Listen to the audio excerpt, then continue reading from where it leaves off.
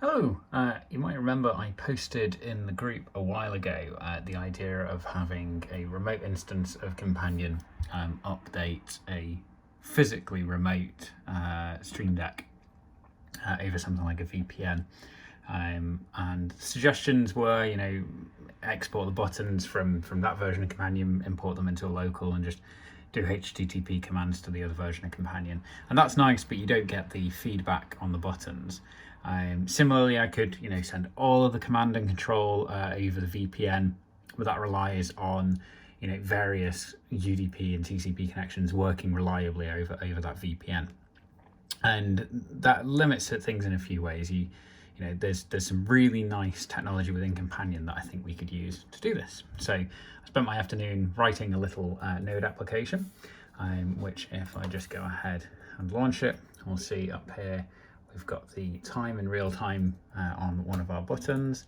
And if I launch it on our physically remote Stream Deck, we now actually have the time in real time updating. We also get button feedback, so we have a toggleable button, and all of that's sent over.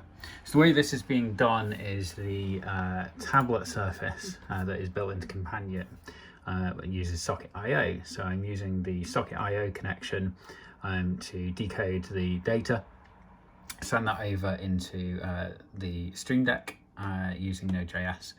And then also reading any states from the Stream Deck and sending them back over the same Socket IO connection. So currently it's limited. It only supports one Stream Deck at a time. It doesn't support multiple Stream Decks. We don't have the up and down buttons working yet, though I think I can probably get those working. They might be the same as the tablet UI, the newer tablet UI is. They might just be fixed to 2 buttons, and you can configure those. Once I've tidied up the code a little bit, if people are interested, I'll release it on GitHub. No doubt someone can improve it, maybe put it into core. And there's a few things that we could do from here. So, at the moment this requires a VPN to be able to get a connection back to the original Companion server. It would be sort of trivial to have a cloud server that the Companion instance can send data up to the cloud server, and then the cloud server can send the data back over on a WebSocket connection to a remote connection. So you theoretically could do remote production without having to open loads of ports or without having to do VPN connections and stuff. So that might be quite useful. This is really useful even if you're just on a local network, to be honest. So at production, we tend to have one instance of Companion that's connected to all of the devices. Things like Blackmagic have limits on the number of UDP and TCP connections they'll do. It's usually about 6 devices. So it makes sense to just have one instance of Companion.